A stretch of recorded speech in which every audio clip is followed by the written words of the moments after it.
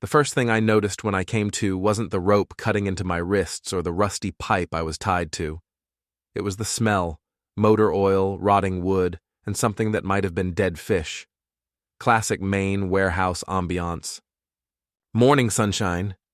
I turned my head toward the voice.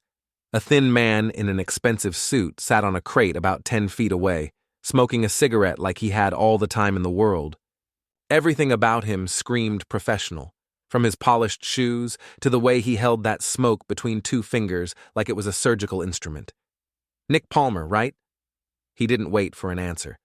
45 contractor, married to Lena Palmer for 18 years, lives at 247 Maple Street in that little blue house with the squeaky front gate. My throat felt like sandpaper. "Who's asking?" He smiled, but it didn't reach his eyes. "Let's just say I'm in the problem-solving business. And you, my friend, have become quite the problem." The man reached into his jacket. I tensed, expecting a gun, but he pulled out a manila envelope instead. He opened it and showed me a photograph. My wife, Lena, standing outside some fancy restaurant I'd never seen before, laughing at something off camera. "Recognize her?" he asked. "That's my wife." Indeed. Beautiful woman. Ambitious, too. He pulled out another photo. This one showed Lena shaking hands with a man I didn't recognize. Tall, silver-haired, wearing a suit that probably cost more than my truck. "This is Derek Cross, real estate developer. Very successful, very wealthy, very married to someone who isn't your wife." I stared at the photos, my brain trying to process what I was seeing. "I don't understand." "Oh, I think you do." The man stubbed out his cigarette on the concrete floor. "Your wife has been having an affair with Mr. Cross for about 8 months now. But that's not why you're here." He reached back into the envelope and pulled out a bank statement. Even from where I sat, I could see Lena's name at the top and a recent withdrawal for $15,000. 3 days ago, your loving wife transferred this money to an offshore account, my account to be specific, along with very specific instructions about what she wanted done with her husband problem.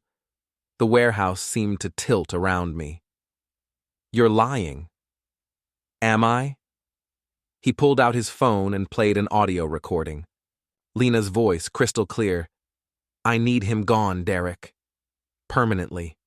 Nick's becoming suspicious, and if he finds out about us, about the money I've been moving, he could ruin everything." A man's voice, presumably Derek. "Are you sure about this, Lena?" There's no going back. "I'm sure." "Make the call. I want it done by Friday." The recording stopped. The man pocketed his phone and looked at me with something that might have been sympathy. "The thing is, Nick," can I call you Nick? "I've been in this business for 20 years. I've seen a lot of cheating spouses, a lot of people who think murder is the answer to their problems. But your wife? She's special." "How so?" "She's already spending the life insurance money. Bought herself a new car yesterday, a red BMW convertible. Told the dealer her husband had died in a construction accident. I felt something cold settle in my stomach. She thinks I'm already dead. She thinks you will be by tonight." He stood up and walked over to me. "Here's the thing, though. I don't actually kill people anymore. Haven't for years. Too messy, too many complications. These days, I prefer a more educational approach." He pulled a knife from his belt and cut the ropes around my wrists. I rubbed the circulation back into my hands, watching him warily. "What's the catch?" "No catch. Well, one small catch. Your wife and her boyfriend are on their way here right now. They think they're coming to identify your body and discuss disposal methods. They'll be here in about 10 minutes. He handed me the knife, handle first. "What you do with that information is entirely up to you." I looked down at the blade in my hand, then back at him.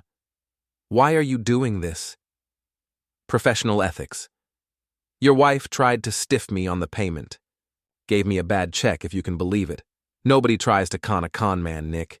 It's just bad business. In the distance, I heard the sound of car doors slamming.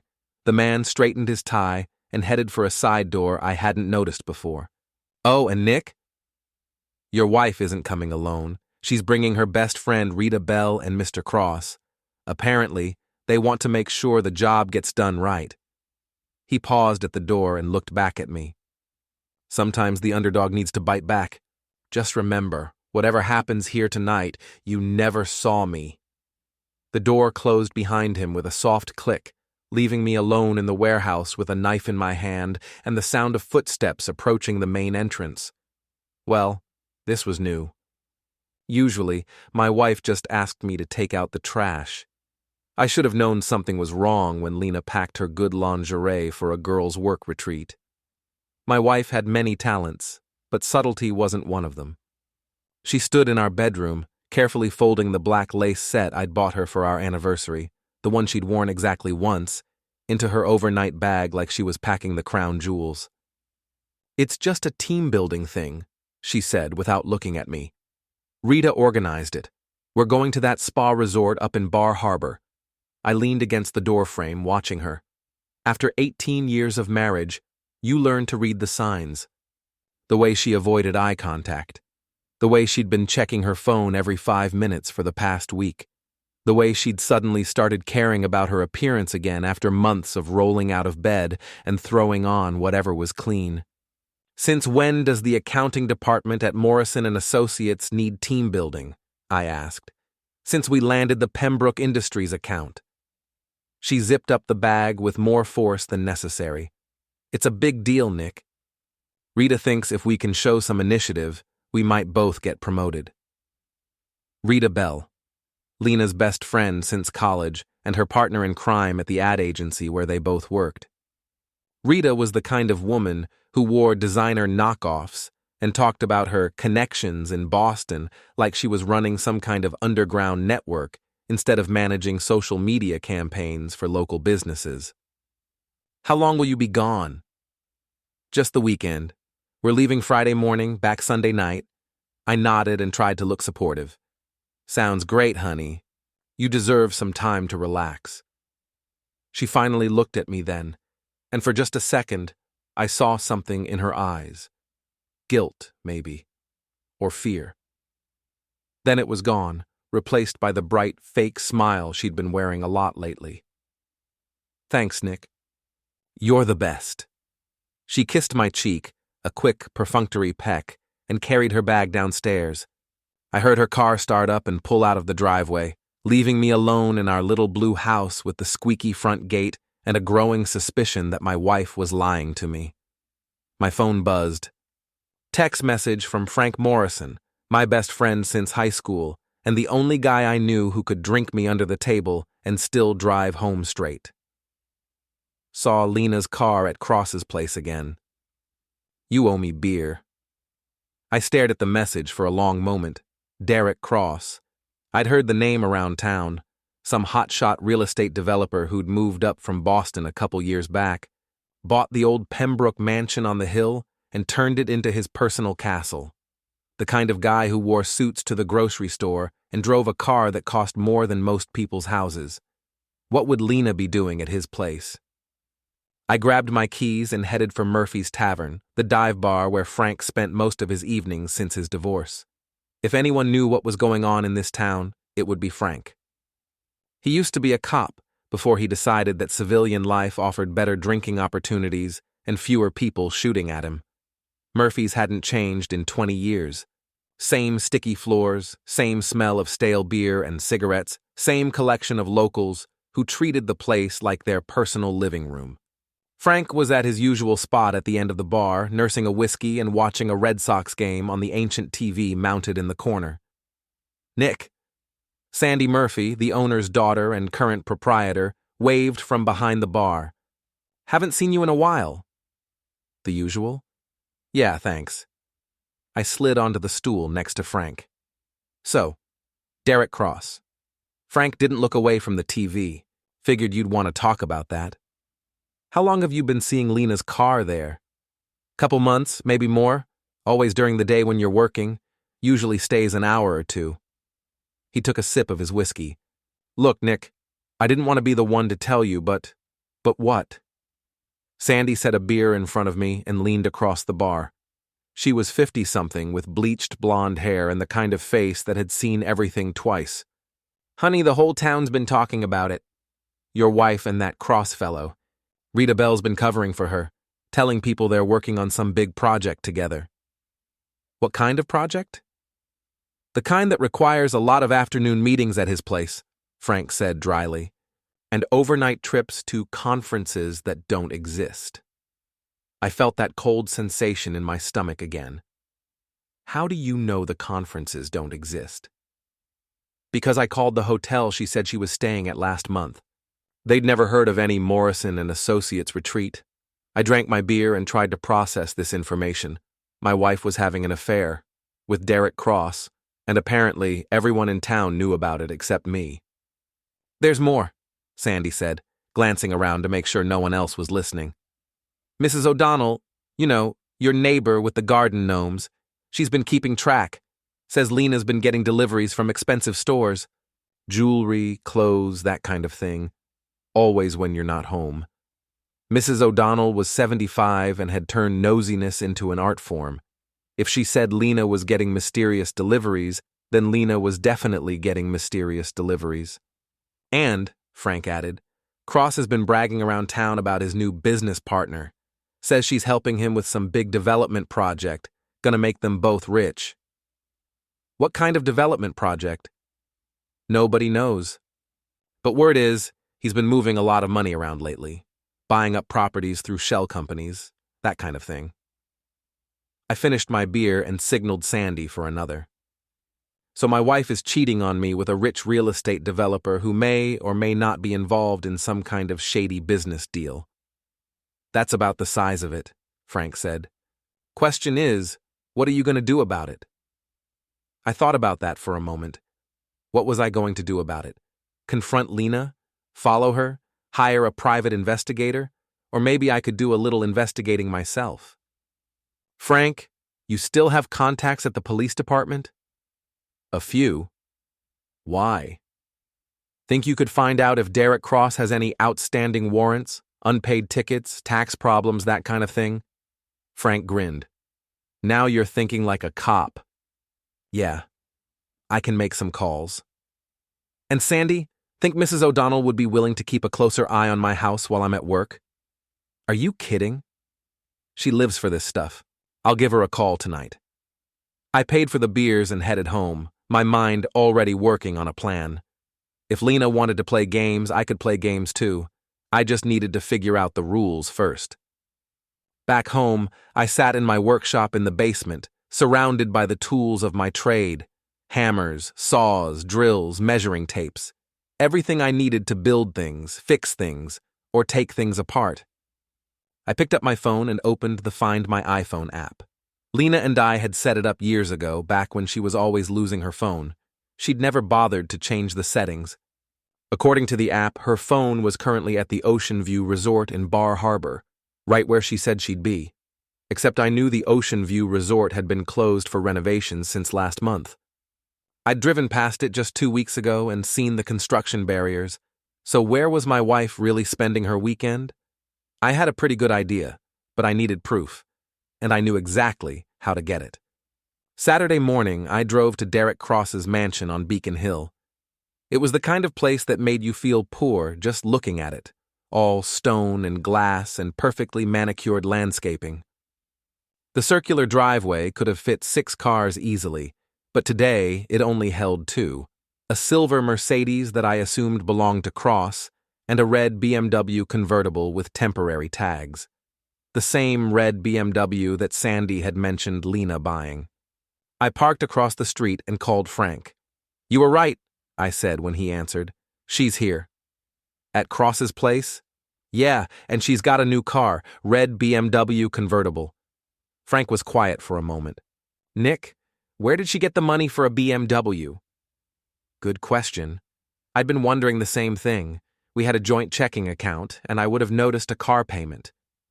Maybe Cross bought it for her. Maybe. Or maybe she's got money stashed somewhere you don't know about. That was an uncomfortable thought. I made decent money as a contractor, but we weren't rich. We lived paycheck to paycheck like most people, with a small savings account for emergencies and a retirement fund that we tried not to think about too hard. If Lena had money for a BMW, where had it come from? Frank, can you do me a favor? Check our bank accounts online, all of them. See if there's been any unusual activity. You want me to hack your bank accounts? I want you to use the login information I'm about to text you to check accounts that I'm legally entitled to access. Ah, legal technicalities. I love those. I gave him the account information and settled in to wait. 20 minutes later, he called back. Nick, we need to talk. In person. What did you find? Not over the phone. Meet me at Murphy's in an hour. The tone in his voice made my stomach drop. Whatever he'd found, it wasn't good. I drove back to Murphy's, my mind racing through possibilities. Had Lena been stealing money from our accounts? Taking out loans in my name? The BMW had to have cost at least $40,000, even used. Frank was waiting for me at our usual spot, but this time he had a laptop open on the bar. Sandy took one look at my face and poured me a whiskey without being asked. Show me, I said. Frank turned the laptop toward me. Our joint checking account was on the screen, showing transactions going back 6 months. At first glance, everything looked normal. Mortgage payments, utilities, groceries, gas. But then, Frank highlighted a series of smaller transactions. See these? Every week for the past 4 months, there's been a transfer of $500 from checking to savings. Always on Friday, always the same amount. I studied the screen. I don't remember authorizing those transfers. That's because you didn't. Look at the electronic signature. He clicked on one of the transactions. It's Lena's. Okay, so she's been saving money. That's not necessarily bad. Keep looking. Frank scrolled down to show the savings account activity. The $500 deposits were there, just like he'd said. But there were also larger withdrawals, $2,000 here, $3,000 there, always in cash. Where's the money going? That's the million-dollar question. But look at this. He opened another browser window showing a different account. I did some digging through public records. This is a business account for something called LR Enterprises, LLC. Guess who the registered owner is? I looked at the name on the account. Lena R. Palmer. She started her own company 3 months ago, and look at the deposits. Frank pointed to the screen. The amounts matched exactly with the cash withdrawals from our savings account. She's been funneling money from your joint account into her private business account. I felt like I'd been punched in the gut. How much? Frank did some quick math. About $25,000 so far. Jesus. I drank my whiskey and tried to think. $25,000. That was our emergency fund, our vacation money, the down payment we'd been saving for a new truck. What kind of business is LR Enterprises? On paper, consulting services. But there's no office address, no employees, no apparent business activity. It's a shell company. For what? Money laundering, maybe? Tax evasion? Or maybe she's just hiding assets before she files for divorce. Divorce. The word hit me like a physical blow. I'd been thinking about this as an affair, a midlife crisis, something we could work through with counseling and time. But if Lena was hiding money, if she was planning ahead— There's more, Frank said quietly. He opened another window. I checked the business registration records for Derek Cross. Turns out, he's got his own shell company, DC Development Holdings. And guess what? 3 weeks ago, LR Enterprises made a $15,000 payment to DC Development Holdings. She gave him $15,000? According to the bank records, yes. I stared at the screen, trying to make sense of what I was seeing. My wife had been secretly moving our money into a private account, then giving large sums to her lover. For what? What could Derek Cross need $15,000 for? Frank, I need you to find out everything you can about Derek Cross. Business dealings, legal problems, financial situation, everything. Already on it. I've got a friend at the state attorney's office who owes me a favor. Should have some information by Monday. And I need to know where Lena really is this weekend. If she's not at the Ocean View Resort, where is she? Frank closed the laptop and looked at me seriously. Nick, whatever you're planning, be careful. If Lena's mixed up in something illegal, you don't want to get caught in the crossfire. I'm not planning anything. I just want to know what my wife is doing with our money. But even as I said it, I knew it wasn't entirely true. I was planning something. I just wasn't sure what yet. I drove back to Cross's mansion and parked in the same spot as before. The BMW was still there, but now there was a third car in the driveway, a white Lexus that I recognized as Rita Bell's. So Lena hadn't lied about spending the weekend with Rita. She'd just lied about where. I sat there for an hour, watching the house, trying to decide what to do next. I could knock on the door and confront them all. I could call Lena and ask her directly what was going on. I could go home and pretend I'd never seen any of this, or I could find out what they were really up to. I drove to the hardware store and bought a small digital recorder, the kind contractors use to make voice memos on job sites. Then I went home and dug through my toolbox until I found what I was looking for, a set of lockpicks I'd bought years ago when I was doing security work for a local business. I wasn't proud of what I was about to do, but I needed answers. And if Lena was stealing our money and lying to me about it, I figured I had a right to know why. That night, I drove back to Cross's mansion. The house was dark except for a few lights on the second floor. All 3 cars were still in the driveway. I parked 2 blocks away and walked back, staying in the shadows. The house had a security system. I could see the sensors on the windows and doors. But like most rich people, Cross probably relied more on his expensive neighborhood than actual security. I was right. The system was armed, but it was an older model that only covered the main entrances. The basement window on the side of the house wasn't connected to the system, and the lock was a simple pin tumbler that took me about 30 seconds to pick. I slipped inside and found myself in Cross's home office. Even in the dim light from the street lamps outside, I could see it was impressive. Leather furniture, built-in bookshelves, a desk the size of a small car. And on that desk, a laptop computer that was still open and running. I turned on the digital recorder and set it on the desk, then started looking through the papers scattered around the workspace. Most of it was standard business stuff, contracts, financial statements, correspondence with lawyers and accountants. But then I found something interesting. A folder labeled Pembroke Project, containing what looked like development plans for a large piece of waterfront property. According to the documents, Cross was planning to build a luxury resort and marina, complete with condos, restaurants, and a private yacht club. The estimated project cost was $50 million. And according to a letter from his bank, Cross's loan application had been rejected due to insufficient collateral and questionable financial projections. I photographed the documents with my phone, then continued searching. In the bottom drawer of the desk, I found another folder. This one was labeled Insurance Policies. Inside were life insurance policies for several people, including one for someone named Nicholas Palmer. My life insurance policy. The one Lena had insisted we increase to $500,000 6 months ago.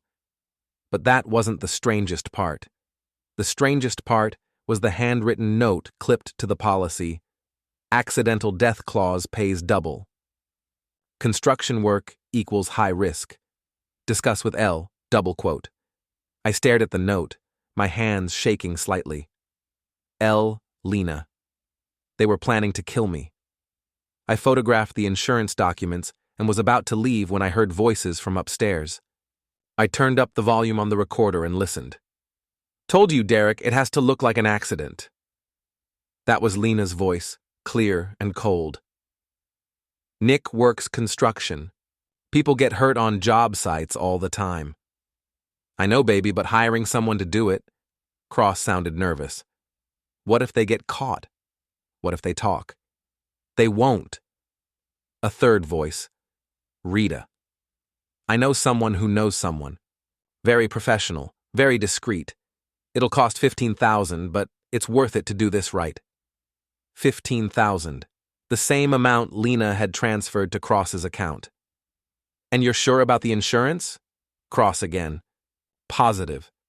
Lena sounded confident now. Accidental death pays $1 million. We split it 50-50, just like we agreed. Then we use my half to fund the Pembroke project, and your half to pay back the investors you borrowed from. What about Rita? Rita gets $100,000 for making the arrangements. Everyone's happy. I listened to them plan my murder like they were discussing weekend dinner plans. Calm, businesslike, efficient. They'd thought of everything. How to make it look accidental, how to split the insurance money, how to use it to fund Cross's failed development project. The only thing they hadn't thought of was the possibility that I might find out about it first. I grabbed the recorder and slipped back out through the basement window, my mind racing. I had evidence now, recordings, photographs, bank records, enough to go to the police, probably enough to get them arrested. But as I walked back to my truck, another idea started forming. A better idea. If they wanted to play games with my life, maybe it was time I started playing games with theirs. Monday morning, I called in sick to work and spent the day planning. Frank came over around noon with a thick folder of information about Derek Cross. Your boy's in trouble, he said, spreading documents across my kitchen table. Big trouble. According to Frank's research, Cross was leveraged to the hilt. He'd borrowed money from banks, private investors, even some questionable characters from Boston who didn't like it when people were late with payments. The Pembroke project was supposed to be his salvation, Frank explained. He'd already taken deposits from investors, promised them huge returns. But the bank pulled his construction loan when they realized he'd been inflating his assets. So he's desperate. Desperate enough to kill for life insurance money, apparently. Frank had listened to my recording from Saturday night. Nick, we need to take this to the police. Not yet. What do you mean, not yet? They're planning to murder you. And if we go to the police now, what happens? They get arrested. Maybe they get convicted, maybe they don't. Either way, I'm still the guy whose wife tried to have him killed. I'm still the victim. Frank stared at me. So what do you want to be? I smiled for the first time in days. I want to be the guy who turned the tables. Over the next few hours, I explained my plan. It was risky, maybe even dangerous, but it had the advantage of poetic justice. If Lena and Cross wanted to destroy my life for money, I'd show them what real destruction looked like. You're crazy, Frank said when I finished. Maybe. But I'm also right. And if something goes wrong, then you take everything we've gathered to Detective Blanchard and let the law handle it. Frank was quiet for a long moment. Then he grinned. You know what? I'm in. It's been too long since I've had any real fun. The first step was establishing contact with the hitman they'd hired. According to the conversations I'd recorded, Rita was the go-between, but she was getting her information from someone she called Tony. It took Frank 2 days and several phone calls to his old contacts, but he finally tracked down Tony Carlucci, small-time criminal with connections to some not-so-small-time criminals in Boston. Tony was currently on probation for assault and battery, which made him eager to cooperate when Frank explained that we had recordings of him discussing murder for hire. Look, I never actually agreed to do anything, Tony insisted when we met him at a diner outside town. The broad approached me, said she needed someone to handle a problem. I told her I'd ask around, see what I could do. And what did you find out? I asked. I found out she's crazy, that's what. Talking about killing her husband like she's ordering a pizza. I told her I'd get back to her, but I was planning to ghost her. Change of plans, Frank said. We want you to take the job. Tony's eyes widened. You want me to kill you? I want you to pretend to take the job, I corrected. Set up a meeting, get them to commit to the plan on tape, then we spring the trap. What's in it for me?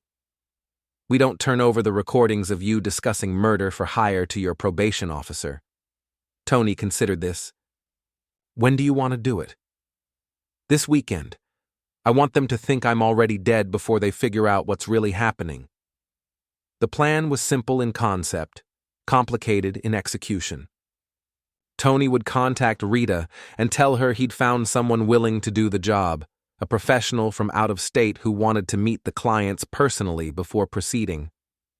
The meeting would be at the old warehouse down by the river, the same place where I'd eventually wake up tied to a pipe. But first, I had some other business to take care of. Wednesday afternoon, I drove to Cross's mansion while he was at work and Lena was at the office. I'd learned their schedules over the past few days. Cross left every morning at 9 for his office downtown. Lena left at 8:30 for Morrison and Associates. The house was empty from 9 to 5. This time, I didn't sneak in through the basement window. I walked right up to the front door and used the lockpicks to let myself in like I owned the place. Cross's home office looked the same as before, but now I wasn't just gathering evidence. I was sending a message. I rearranged the papers on his desk, putting the insurance documents right on top where he couldn't miss them. I opened his laptop and left a simple message on the screen. I know what you're planning. Then I went upstairs to his bedroom. Cross had expensive taste in everything: clothes, furniture, electronics.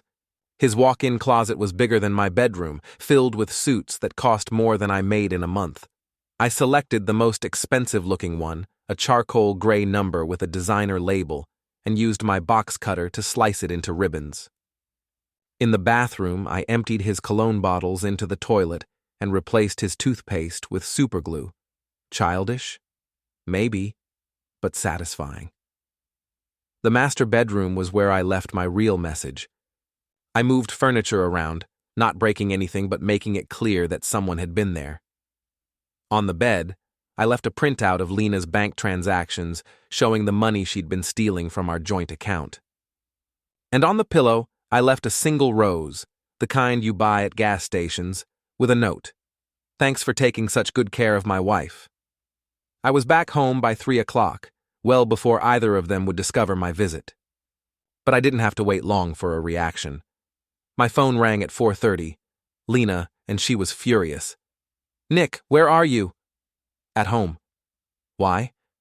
Someone broke into Derek's house.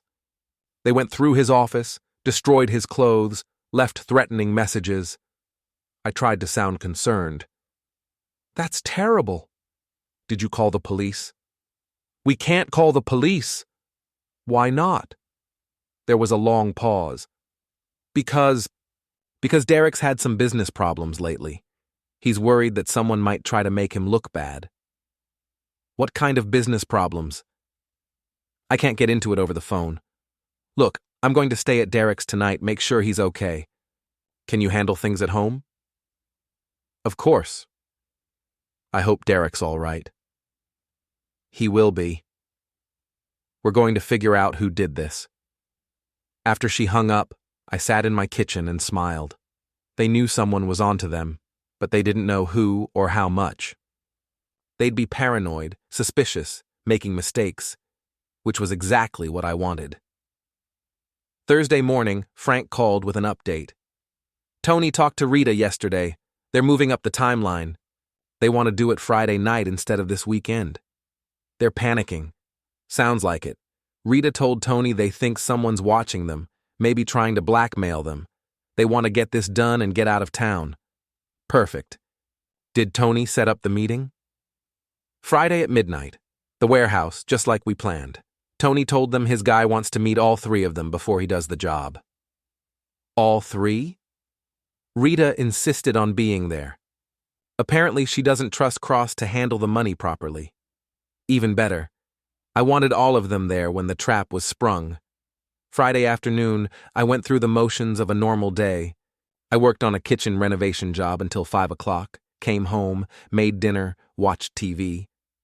If anyone was watching me, they'd see exactly what they expected: a clueless husband going about his routine while his wife and her friends planned his murder. At 11 o'clock, I drove to the warehouse. Frank was already there, along with Tony and 2 other men I didn't recognize. Friends of mine, Frank explained. They're going to make sure nothing goes wrong. Tony had done a good job setting the scene. I was tied to the pipe with rope that looked secure but would be easy to cut. The lighting was dramatic, a single bulb hanging from the ceiling casting long shadows. It looked like something out of a movie. Remember, Frank said as he checked his watch, we're recording everything. All you have to do is get them to admit what they're planning. And if they don't, then we go to Plan B. What's Plan B? Frank grinned. We make it up as we go along. At 11:45, we heard cars pulling up outside. Frank and his friends melted into the shadows while Tony took his position on the crate. I closed my eyes and tried to look unconscious. Morning sunshine. The trap was set. Now all I had to do was spring it. The warehouse door creaked open, and I heard multiple sets of footsteps echoing in the empty space. Through barely opened eyes, I could see 3 figures silhouetted against the doorway: Lena, Derek Cross, and Rita Bell. Is he? Lena's voice was barely a whisper. Unconscious, Tony replied smoothly. He'll come around in a few minutes. I wanted you to see him before we finished this. They moved closer, and I got my first good look at my wife's face in the dim warehouse lighting. She looked nervous but determined, like someone about to do something unpleasant but necessary. Rita stayed close behind her, clutching a large purse against her chest. Cross hung back near the door, clearly uncomfortable with the whole situation. He looked so peaceful, Rita said, and there was something almost wistful in her voice. Are you sure we have to do this, Lena? It's too late to back out now, Lena replied firmly. We've come too far. Tony stubbed out his cigarette. Before we proceed, I need to confirm the details. You want this to look like an accident, correct? A construction accident, Cross said, speaking for the first time. He works on building sites. People get hurt all the time. And the payment? $15,000, just like we agreed. Rita opened her purse and pulled out a thick envelope. Cash. Good. And you understand that once this is done, there's no going back? No changing your minds, no regrets? Lena stepped forward. We understand. Just make it quick. I don't want him to suffer. How thoughtful of her. Tony nodded and walked over to me. He's coming around now. He cut the ropes binding my wrists, just as he'd done in my imagination earlier. Nick? Can you hear me? I opened my eyes and looked around, trying to appear confused and disoriented. Where am I? Somewhere safe, Tony said. Then louder. He's awake. Lena stepped into the light, and I saw her clearly for the first time. She was wearing the black dress she'd bought for our anniversary dinner last year, the one that made her look 10 years younger. Her makeup was perfect, her hair styled like she was going to a party instead of a murder. Hello, Nick. Lena? I struggled to sit up, playing the part of the confused victim. What's going on? Who are these people? These are my business associates, she said calmly. We need to talk. About what? Derek Cross stepped forward, and I got my first close look at the man who'd been sleeping with my wife. He was handsome in a slick, artificial way. Perfect teeth, perfect hair, perfect suit. The kind of man who'd never done a day of honest work in his life. About your life insurance policy, Nick, he said, and why you're not going to be needing it much longer. I stared at them, letting the full horror of the situation sink in for their benefit. You're going to kill me? For money? It's not just about the money, Lena said, and for the first time I heard real emotion in her voice. It's about freedom, about having a chance at a real life. What's wrong with the life we have? She laughed, but there was no humor in it. What life, Nick? We live in a tiny house in a nowhere town. You work construction, I work at a dead-end job, and we're never going to have anything better. Derek's offering me a chance to be somebody. By murdering your husband? By doing what's necessary. She turned to Tony. Can we just get this over with? But Tony was looking at me strangely. Actually, there's been a change of plans. Everyone in the warehouse froze. What kind of change? Cross demanded. Tony reached into his jacket and pulled out a gun, but instead of pointing it at me, he aimed it at Cross. The kind where nobody dies tonight except the people who deserve it. What the hell is going on? Rita screamed. What's going on? Said a familiar voice from the shadows. Is that you people are under arrest. Frank stepped into the light, followed by Detective Tom Blanchard and 2 uniformed officers. All of them had their weapons drawn. Lena's face went white.